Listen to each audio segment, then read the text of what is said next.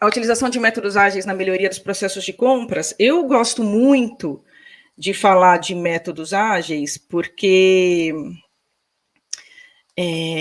eu acho um processo muito diverso e generoso, principalmente no cenário que nós estamos vivendo hoje, em que nem todas as empresas têm condições de investir em tecnologias, né? Então, para melhoria dos seus processos, para que possam... Vocês estão vendo minha tela? Está tudo em ordem? Eu estou tendo alguns problemas aqui, vocês vão me perdoar. Estamos vendo a tua tela, tá tudo ok, Érica. Tá tudo ok, né? Tá, pois é, eu tô com uns problemas aqui, é comigo, então. Então, assim, eu gosto muito de falar de métodos ágeis, porque são processos generosos, bastante diversificados, e que as áreas de compras podem utilizar para várias situações, podem adaptá-los, né? Eles foram criados, todo mundo sabe dessa história, para a questão de desenvolvimento de softwares, mas com alguma criatividade e foco em resultados, a gente consegue adaptá-los para os nossos processos, né? Existem algumas situações que são bastante peculiares, porque desenvolvimento de softwares são projetos, né, com começo, meio e fim, e nós em compra somos uma operação ongoing, né? Nós não temos começo, meio e fim, a gente está sempre ali recebendo as nossas requisições, tendo que fazer as nossas entregas. Então, a gente acaba adaptando algumas soluções para o nosso modelo de operação. Antes de começar a entrar nesse processo, eu queria falar um pouquinho da Dentsu, né, que é quem eu estou representando aqui nesse bate-papo com vocês, né? Então, a Dentsu é uma agência de publicidade e propaganda. Estamos presentes em mais de 145 países no mundo, aí está 143, é mais de 143, já somos 145 países, com mais de 16 mil clientes, 85 dos 100 maiores anunciantes são clientes da Dentsu, felizmente, estamos aí agregando bastante valor, né, em processos que sejam para o crescimento dos nossos parceiros e para o bem, né, também é uma das nossas filosofias, né, um dos nossos focos, um dos nossos focos, né, que sejam campanhas para o bem, que agreguem valor para o mundo, né, não simplesmente para vender produtos, que haja um conjunto, né, de trabalhos de criatividade e inovação e ideias que agreguem todos esses assets aí para os nossos clientes, né.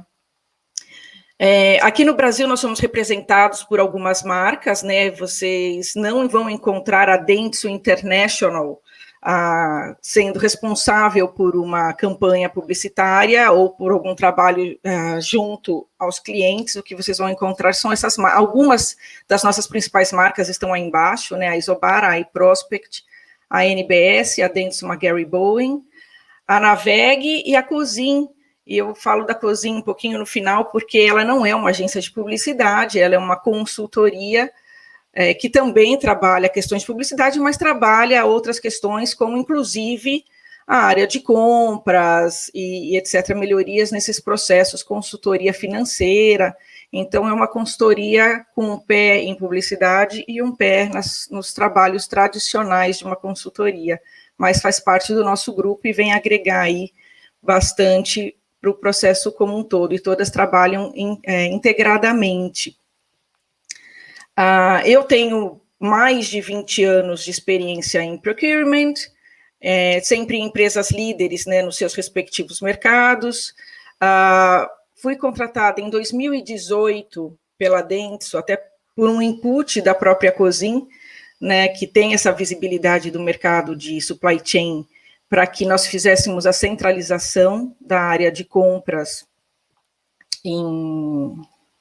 no grupo, né, éramos 14 empresas na época, né, e eu comecei do zero, né, fazendo o desenho da centralização, entendendo o as-is de cada uma das operações, fazendo software selection, trazendo equipe, e fazendo alguma provocação para a gente começar a fazer trabalhos integrados com os globais, né, porque não existe até hoje ainda não existe uma área de compra global na Denso, mas já existe um trabalho de benchmarking, dessa provocação da integração, né, está ainda em andamento. Então, essa é a minha experiência que eu trago um pouco aqui para essa apresentação hoje, né? Tem lá no final, o último slide, tem algumas fontes de pesquisa que eu vou deixar disponibilizadas para quem tiver interesse em lê-las, né? Mas tem ali algumas situações que são da minha própria experiência, da minha vivência, e que eu venho aqui compartilhar um pouquinho com vocês.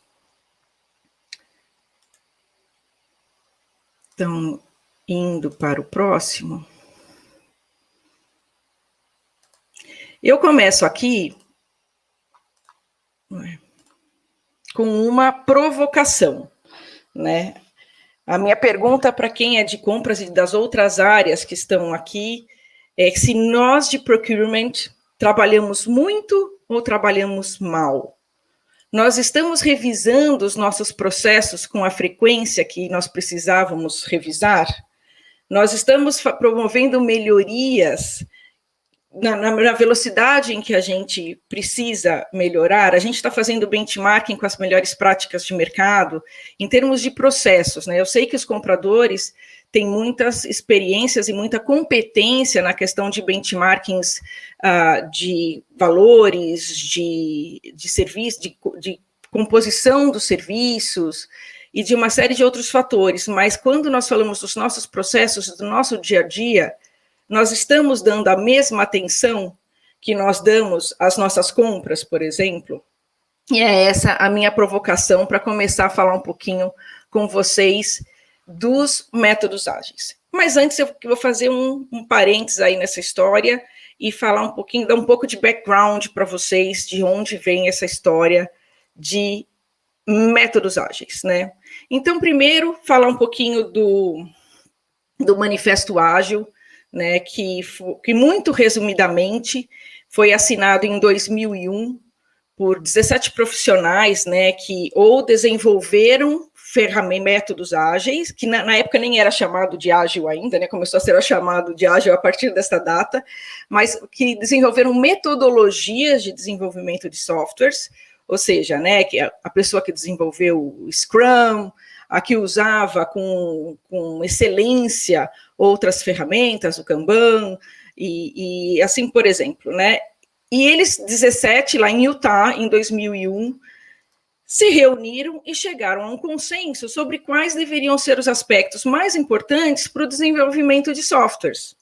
E então resolveram escrever lá um manifesto ágil, cujos objetivos eram resolver problemas comuns de métodos convencionais, porque eram muito demoradas as fases de produção e os prazos de entregas muito prolongados. Então, eles decidiram, né, que deveriam construir uma ferramenta que ajudasse na gestão e na construção de softwares ágeis, focando no cliente e entregando experiência positiva. Era uma mudança aí de paradigma, né, em relação a como as coisas eram feitas e como deveriam passar a ser feitas. E aí esse grupo elaborou o manifesto em duas partes, tá? Eu não vou falar aqui dos 12 princípios, essas informações são todas públicas, qualquer um pode achar na internet gratuitamente os 12 princípios do Manifesto Ágil, mas eu queria falar um pouco aqui dos 4 pilares. Por quê? Porque, como eu disse, né, com alguma imaginação, não muita, com pouca imaginação, você consegue transferir tranquilamente esses conceitos para uma área de compras, né, para uma área de supply chain, uma área de compras. Então, o que esses pilares dizem, né? Que se praticando uma atividade, quando se pratica uma atividade com alta interação humana, como é a nossa, porque eu falo que compras não exatas, compras é humanas, né? A qualidade dessas interações, elas já devem resolver os problemas. Processos e ferramentas devem ser suplementares, devem completar o processo, que deve ser baseado nessa comunicação humana, e devem ser simples e úteis.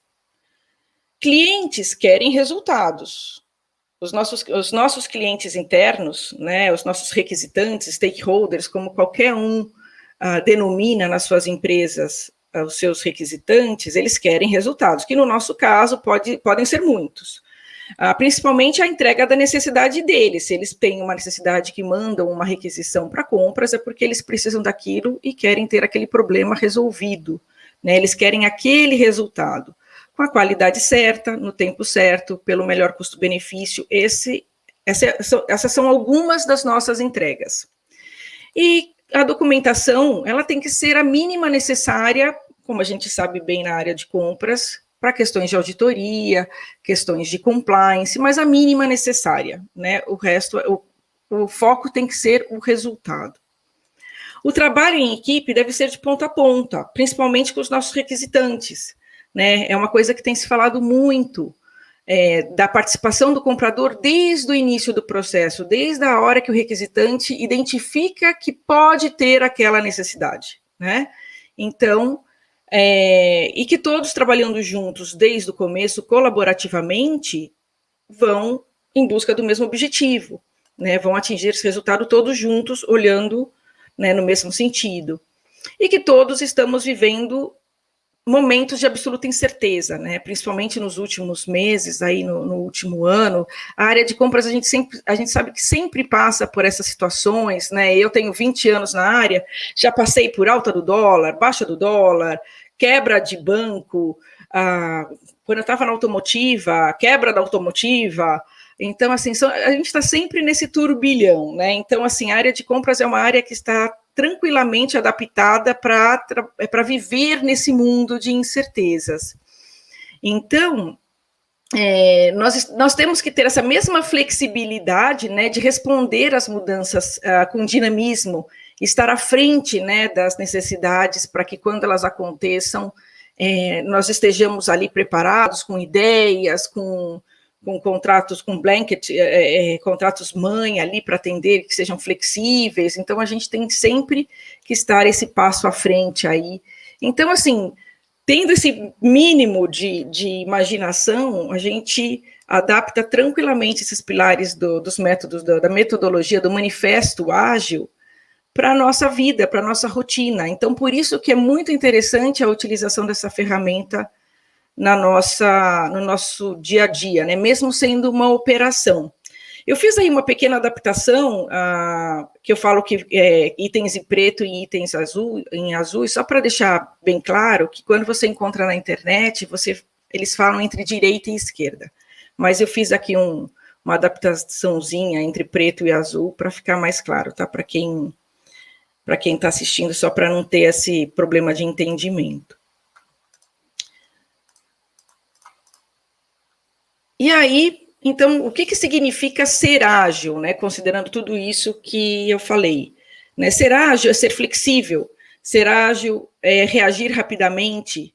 Importante fazer um parênteses assim, né? O Rodrigo Giafredo, né, que é das vozes aí dos métodos ágeis nas redes sociais, dando cursos e etc. Ele fala: ágil não é rapidinho.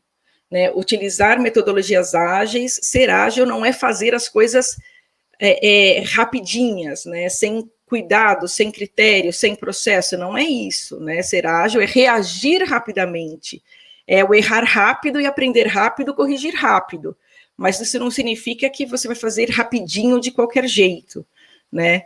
Então, continuando, ser ágil é ter foco em melhoria contínua, é estar preparado para planos que mudam, conforme a gente estava falando ali no slide anterior, ter menos burocracia e trabalhar colaborativamente. Eu acho que é um dos grandes pilares aí de ser ágil, né? Trabalhar colaborativamente. Todo mundo já ouviu falar Ontem, né, tiveram palestras sobre os squads, né, empresas que já trabalham em squads, o trabalhar colaborativamente. Então, se você, sua equipe, sua empresa, porque isso você pode aplicar desde do seu deck ali, né, da sua mesa, do seu trabalho, até o seu departamento e até a empresa, né, porque aqui eu tenho certeza que a gente está falando para todos os tamanhos de empresas, resolve aplicar as metodologias ágeis, resolve ser um porta-voz aí dos métodos ágeis, tem que começar preparando uma cultura ágil, tem que começar praticando a confiança, o respeito entre os indivíduos, né, porque as pessoas trabalham colaborativamente, tem que ter abertura na comunicação, todos têm que falar, todos têm que ouvir com respeito, e tem que ter a coragem, né, porque a coragem é para falar o que tem que ser falado, e os problemas têm que ser expostos e têm que ser resolvidos, né, conforme eu falei no slide ali anterior, é o errar rápido, corrigir rápido, aprender rápido, né, então tem que ter a coragem para que essa comunicação flua dentro dos limites do respeito, né, e da confiança, porque senão as coisas não funcionam e não serão ágeis.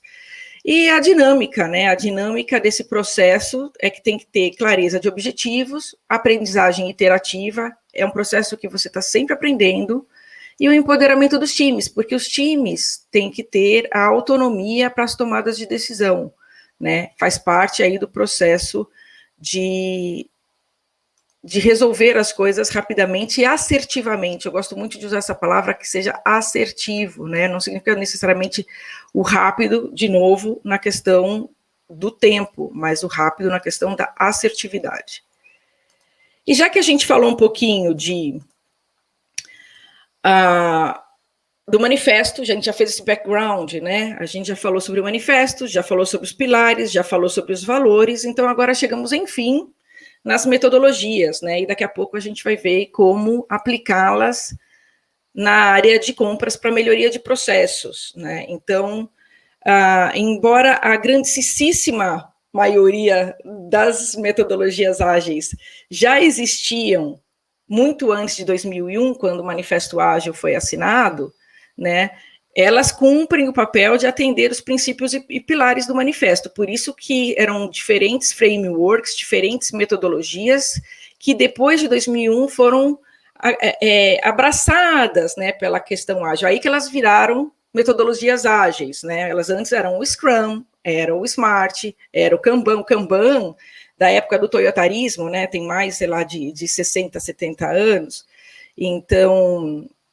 fazendo conta aqui, 50 anos, então, tudo isso já existia, né, e viraram agora metodologias ágeis, porque elas, cada um a seu modelo, né, elas atendem o que os princípios, valores e pilares do manifesto dispõem, então elas foram agrupadas para que a gente utilize dos seus conceitos, pensando nos objetivos que uma metodologia ágil possa atender.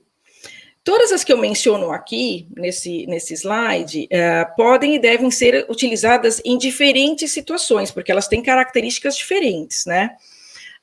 E por que eu menciono a questão de operações, né? Elas devem ser usadas para as operações. É porque, como eu já falei, a gente não tem começo, meio e fim.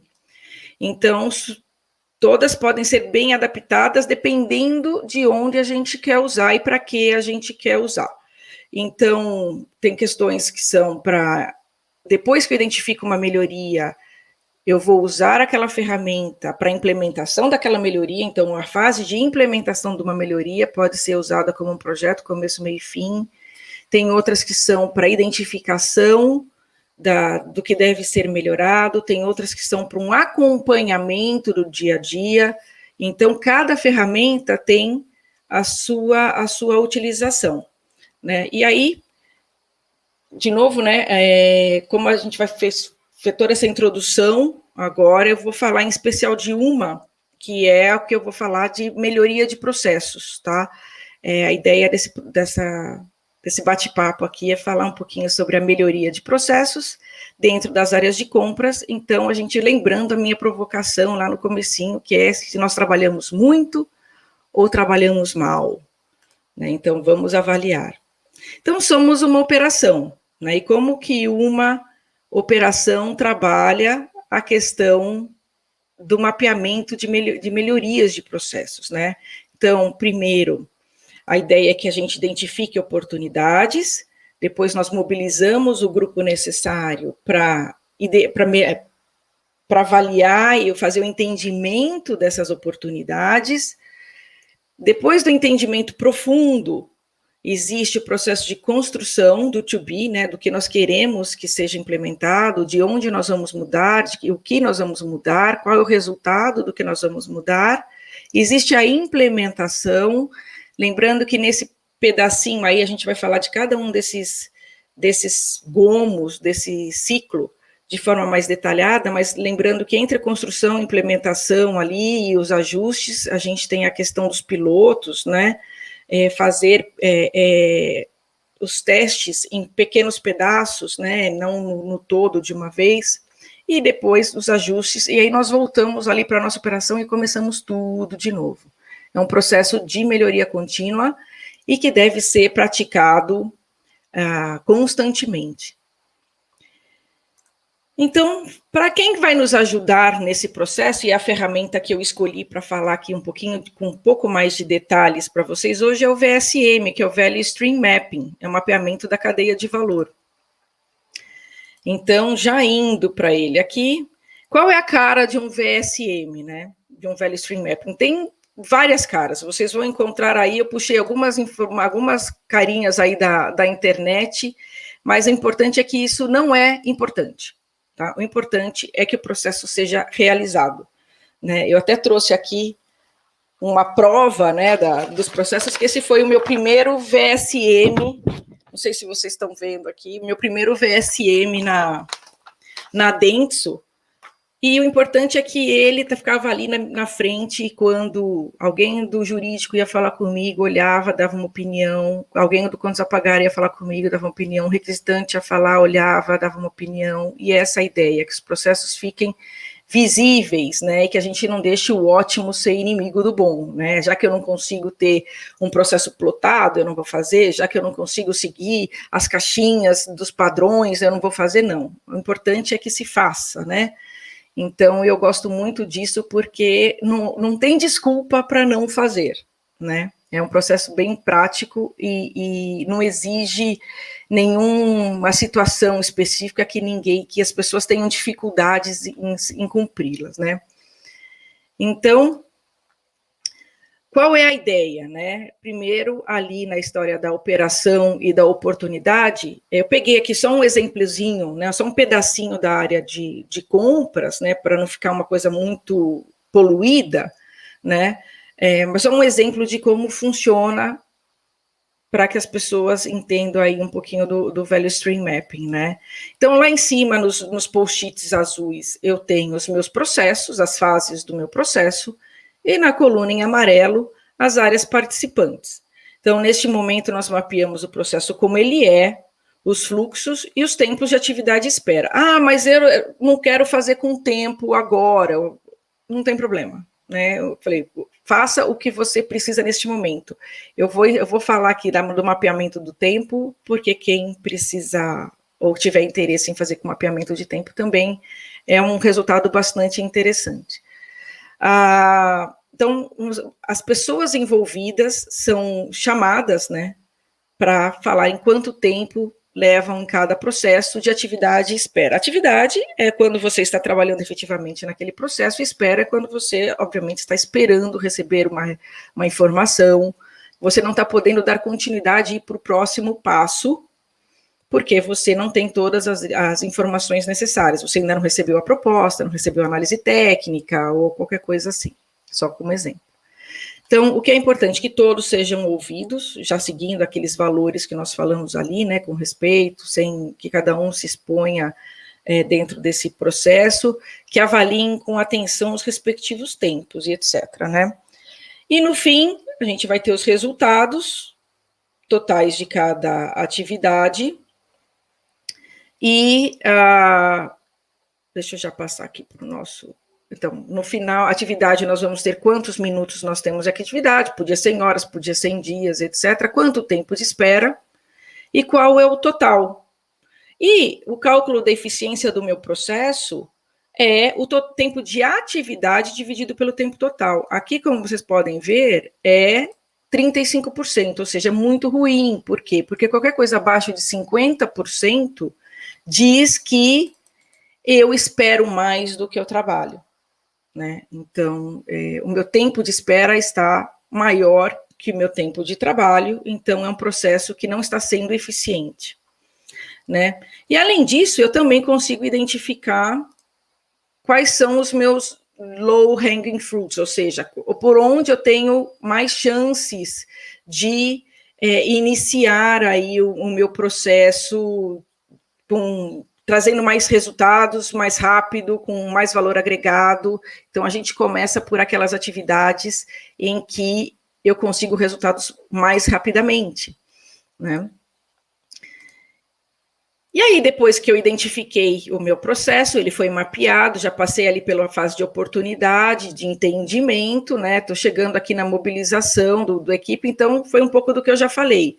Devem participar parceiros de negócio do projeto, de ponta a ponta. Vocês vão ver que o ponta a ponta aparece repetidamente também em vários pedaços aí desse processo, e que, se possível, eles sejam operacionais, ou seja, as pessoas que de fato entendem no negócio, né? Que eu vou fazer um processo de compras, eu vou levar o comprador, ele sabe onde ali estão os calos, onde estão as dificuldades, qual é o tempo que leva, compradores de diferentes categorias, né, diferentes commodities, porque cada um tem a sua particularidade, que aí a gente está aplicando o conceito do Gemba, né, ou do bottom-up, dependendo de como se lê isso, que é que quem está na operação é que entende mais dela, né, lá no chão da fábrica.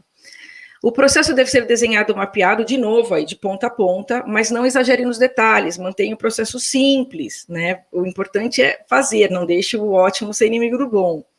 Escute os parceiros de negócio, deixe o time, discuta as melhorias, são eles ali que estão na linha de frente, na operação, são eles que entendem dos processos, dos problemas, e eles que vão entender também das possíveis soluções. Promova o nivelamento do conhecimento com todas as áreas envolvidas e faça o mapeamento dos tempos, como mostrado no slide anterior, se isso for interessante para a sua operação nesse momento, né? E aí, passamos pelo processo de mapeamento e entendimento, e aí chegamos na construção, né? No nosso processo lá, que a gente viu as oportunidades, tinham sido identificados 2 processos como low-hanging fruits, que era revisar e tirar dúvidas técnicas pelos requisitantes, que levava 7 dias, e receber todas as propostas e enviar para análise por compras, que levava 10 dias, só para refrescar aí a memória. Então, esses 2 processos vão ser quebrados, né, em ações para mitigar esses tempos, para resolver esses problemas, e aí dando como exemplo aqui, isso tudo são processos possíveis, mas foram criados para esse bate-papo, para essa dinâmica. Então, na questão dos requisitantes, a ideia foi que os fornecedores fossem envolvidos desde o início do processo, que fossem chamados para as discussões lá antes da RFP, por exemplo. E na parte de compras, que fossem estabelecidos templates para os fornecedores preencherem, de forma que essa questão do vai e vem com as áreas requisitantes, o esclarecimento de dúvidas, etc., fosse mais ágil. Aí alguém pode perguntar, Érica, eu posso usar o OKR ou Design Thinking, né, que são outras metodologias para esse processo aqui? Claro que pode, né? Eu estou indo pelo mais simples, para que todos possam ter essa base, e depois, quem quiser refinar, quem souber trabalhar com OKR, ou trabalhar com as ideias de Design Thinking, etc., pode usar também. Fica aqui a dica de que eles entram, né, dentro das suas particularidades, né, aí eles entram aqui nesse processo de construção. E depois que a gente fez isso daqui, aí vem a implementação, né, daquelas ideias. Então, as 2 ideias que foram escolhidas como exemplos são como o pessoal do Scrum fala, né? Quebrar histórias em historinhas, tarefas em tarefinhas, né? E aí vem o nosso bom e velho Kanban, né? Aqui uma outra metodologia aqui sendo aplicada, também para o acompanhamento da implementação das ações que levem, né, aos resultados esperados. Então, aqui tem as 2 atividades escolhidas, como vão ser implementadas, e o que está fazendo e feito, e aí vai. Outra pergunta que pode acontecer aqui, Érica, em vez de eu usar só um Kanban de acompanhamento, eu posso fazer esse projeto usando o Scrum, com o Scrum Master, com sprints, ou com toda a metodologia ali, aplicando toda a metodologia do Scrum, né, com squads, etc. Claro que pode, a mesma coisa, o Scrum entra aqui na fase de implementação, né? Lembrando do que a gente conversou lá no comecinho, sobre que cada metodologia ágil, ela tem um momento de ser aplicada, né? Então, aqui entra o Scrum, para quem quiser, né? E aí, depois que a gente fez todo esse trabalho, né, a gente fez, lembrando, a gente fez aqueles pequenos pilotos, ou MVPs, né, que é a mesma coisa, e aí o grupo é chamado novamente, é feita a avaliação novamente de como ficou, né, esses testes, os resultados dos tempos e etc. E aí a gente chega à conclusão que depois das melhorias implantadas, teve uma redução significativa nos tempos dessas duas atividades escolhidas, e aí nós estamos com uma eficiência acima de 50%, que significa que eu estou tendo mais atividade do que espera, eu trabalho mais do que eu espero, né, em cada um dos processos. E aí, se forem necessários ajustes, o que eu sempre falo é que nada é escrito em pedra, muito pelo contrário, as coisas têm que ser sempre melhoradas, continuamente, né? E aí, começamos tudo de novo, indo, por exemplo, para pontos daquele mesmo fluxo que estavam em segundo plano, né? Primeiro a gente foi para os low-hanging fruits, agora a gente vai para os outros processos, sempre tentando pegar aqueles que depois se destacam pelo seu tempo, ou pelos resultados rápidos e etc., ou indo para outra operação, para outra situação, né, que ainda não tinha sido analisada. Cada um vai fazer conforme vê aí a necessidade de melhoria nos seus processos. O importante é ter a visibilidade de que isso não deve parar nunca, né? E aí algumas dicas finais só para quem tem interesse, né, em seguir com essas questões de aplicação de melhoria de processos, mantenha a execução simples, faça testes em menor escalas, né, como a gente falou, amostras de ponta a ponta, mas de pequenos processos, mas de ponta a ponta. Não exija perfeição, e sim a melhoria contínua, né, isso é um mantra. É melhor fazer pouca coisa, mas com qualidade até o final.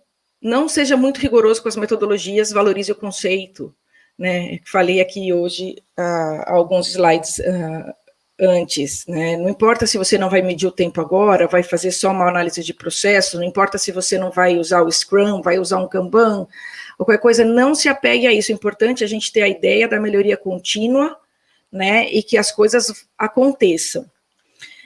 Deixe o novo processo visível, como eu falei, né? Eu deixava ali a minha folha com os meus post-its visíveis, né, e olhava para aquilo, tinha novas ideias e novas melhorias o tempo todo, e valorize a experiência do seu requisitante, né, tenha sempre o seu requisitante como foco. E só a título de contribuição, né, aqui eu deixo para vocês, quando eu fui implantar a área de procurement na Dentsu, né, quais foram os meus objetivos, né. Eu acho que, acredito que muitos deles sejam gerais, mas a título de benchmarking aí, e até para um bate-papo posterior, como eu alinhei a área de procurement na Dentsu, e aí nós trabalhamos essas outras questões todas, né, de onde chegar, o que fazer para cada um desses tópicos aí, então o trabalho foi crescendo em cima dessa meta, né, e como prometido, as fontes, né, de onde encontrar bastante informação sobre o que foi exposto aqui, para quem quiser estudar mais, saber um pouquinho mais. É isso. Muito obrigada a todos, estão aí os meus contatos. Legal, Érica, muito bom, muito bom. Obrigado pela apresentação. Temos uma pergunta aqui de um participante, do Otávio Nunes. Obrigado, Otávio, pela pergunta, né? Érica, você fez algum treinamento para as equipes de compra sobre os projetos, né, o métodos ágeis, e quem liderou esses projetos, né? Conta um pouquinho para a gente rapidamente, a gente tem acho que um minutinho para responder. O treinamento ele não foi formal, tá? Assim, se essa era a ideia, falar, fiz um treinamento, toda a equipe de compras foi fazer um treinamento formal na escola tal, com a pessoa tal, não, isso não aconteceu. Eu tenho essa formação porque eu estudo, eu tenho certificação, eu tenho essa questão do interesse pelas metodologias, né? Porque eu não mencionei lá no começo, mas eu também sou professora, né, para um MBA de Digital Business, né? Então é uma coisa que é muito inerente ao meu trabalho, à minha vida. Então, eu acabo, eu mesma, passando esses conhecimentos e liderando esses processos dentro do nosso dia a dia ali, né? É uma coisa contínua em que a equipe vai seguindo, né? A gente vai trabalhando juntos ali nessas questões de melhoria contínua. E também provocando outras áreas, né? Que são inerentes às nossas, né? Porque a gente está sempre em contato com contas a pagar, com o jurídico, com compliance, etc. Então a gente faz essas provocações também. Eles chegam lá, vê um Kanban preso na parede, lá os post-its, etc. E perguntam o que é, como é que é, não sei o que. A gente faz essa provocação e vai passando essa cultura para frente também. Mas assim, não foi feito um treinamento formal da equipe. Nós mesmos que somos engajados nessa questão. Legal. Érica, muito obrigado. Infelizmente, eu tenho que avançar aqui com o tempo. Sim. Um grande abraço aí, sucesso. Obrigada a todos. Tchau, tchau. Tchau.